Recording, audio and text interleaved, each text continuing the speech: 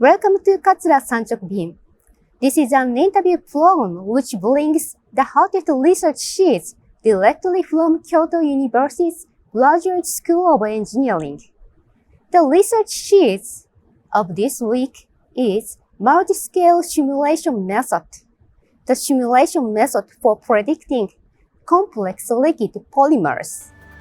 Liquid polymers are familiar to us as a variety of industrial products such as shampoo, mayonnaise, and liquid glue. The prediction of the flow in polymeric fluid requires stress values to solve the fluid equation. However, the equations for determining the stress in polymers have not been established.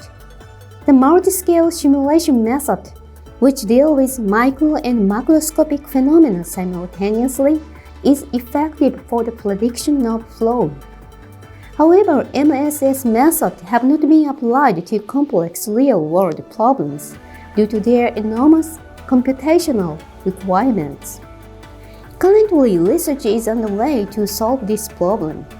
We invite MOLINA Lopez John Jairo, an assistant professor at the Department of Chemical Engineering, to talk about the challenges and possibilities of his work.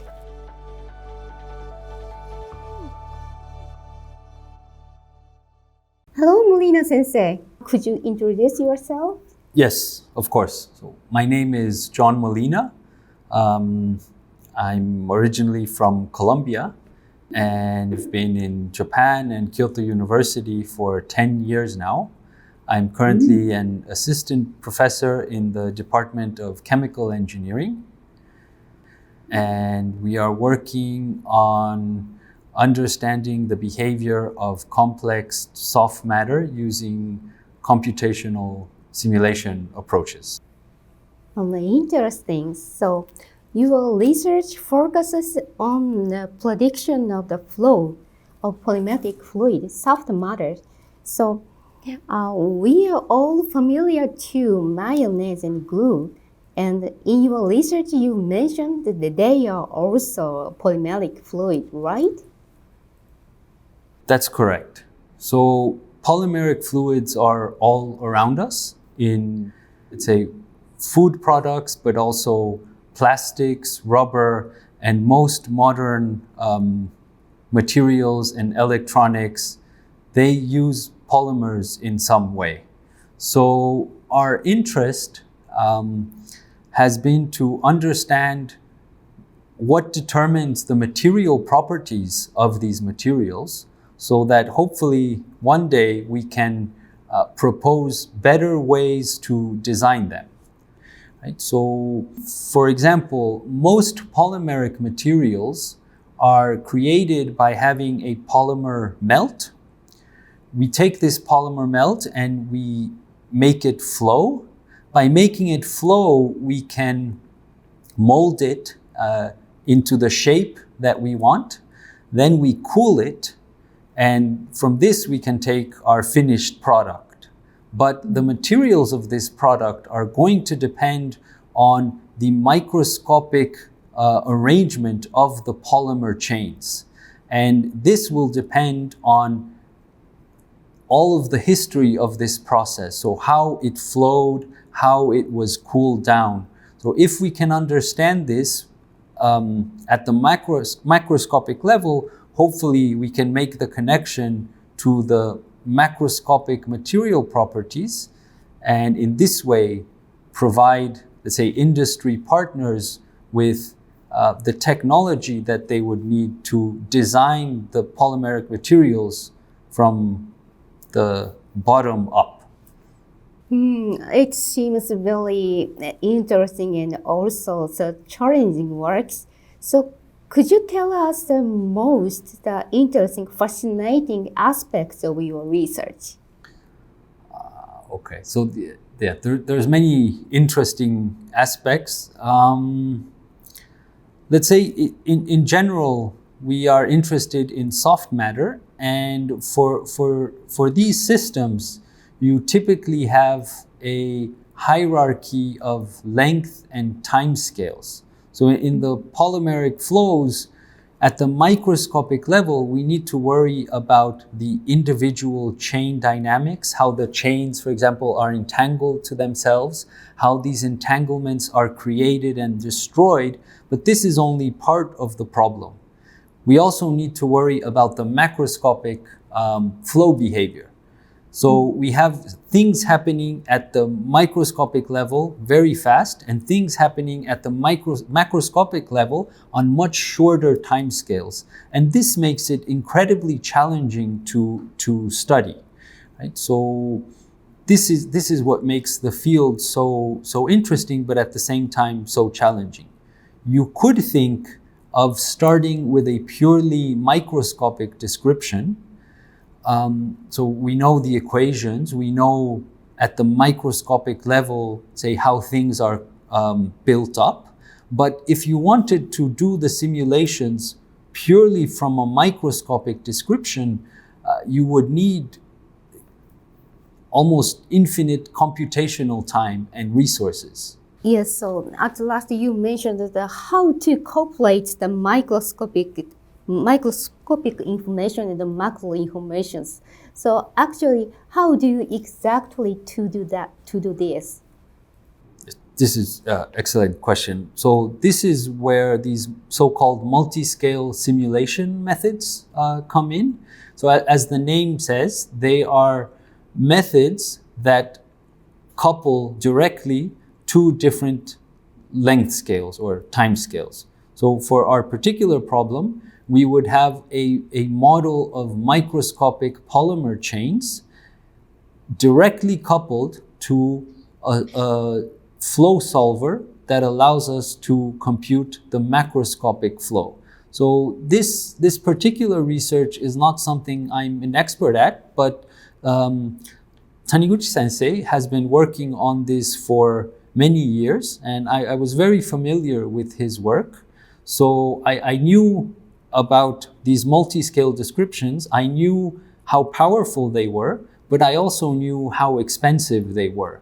And this is, I think, where I came in, and discussing with him, we started to ask ourselves, is it possible to use modern machine learning techniques to come in and maybe accelerate parts of these multi-scale descriptions?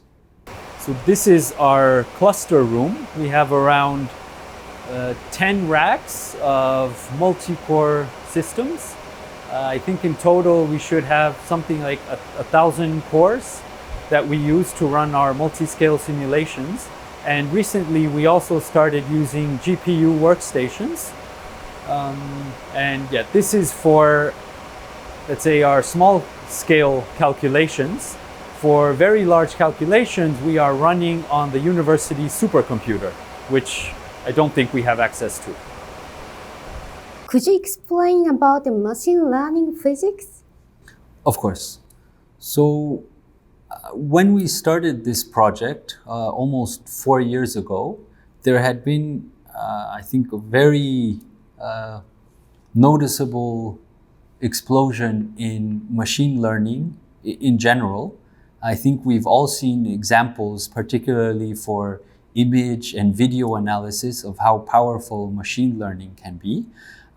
But recently also, there has been a lot of interest in developing physics-informed machine learning approaches. That means to use the machine learning technology and incorporate it into our existing physical models, our existing physical simulations, because machine learning is very good at kind of learning correlations in data and handling big data.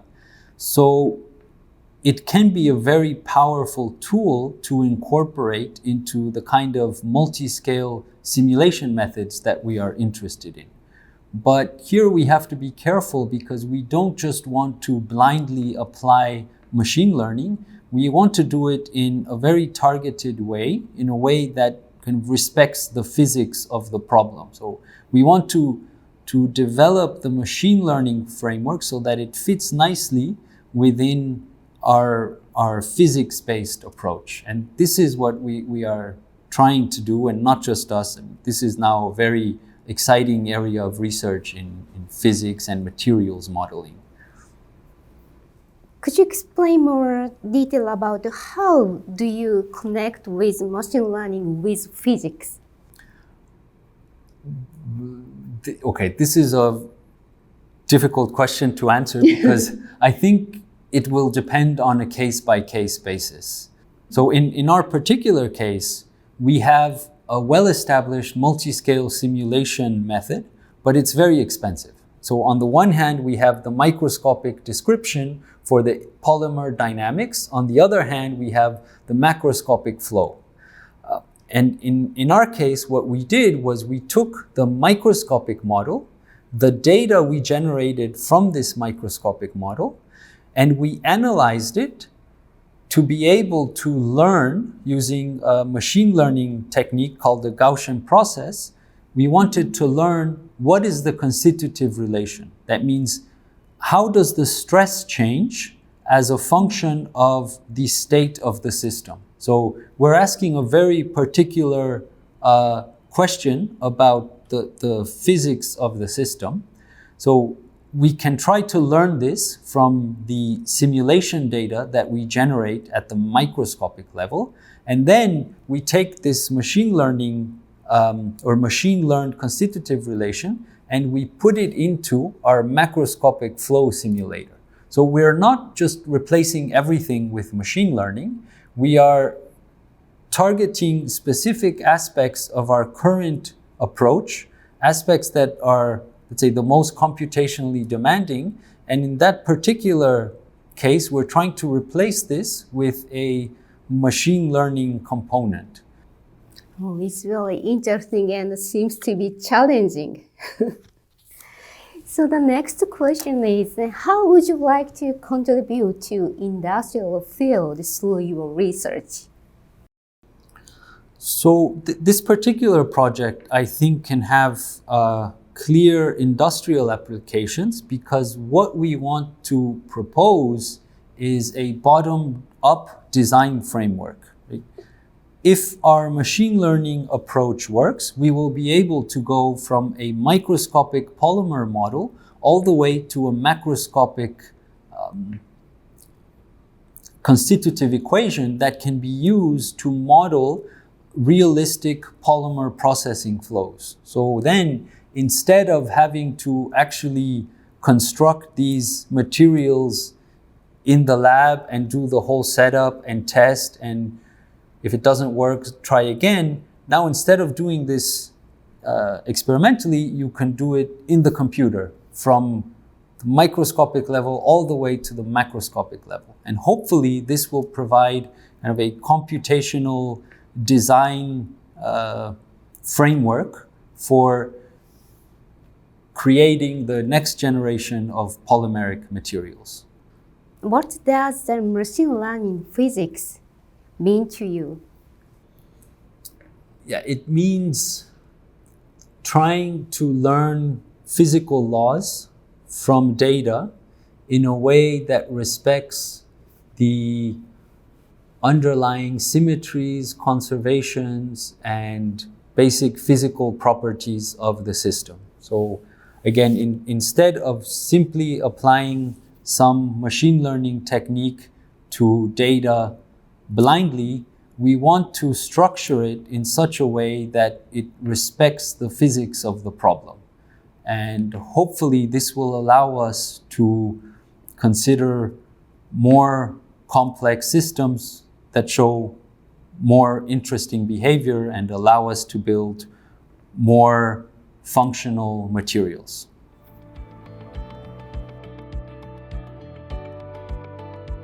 This time, we introduced Dr. MOLINA's research on multi-scale simulation method, aiming to address complex real-world problems. His team's current work on predicting the flow of polymeric fluid is expected to be applied to industrial field. We look forward to seeing you at the next桂産直便.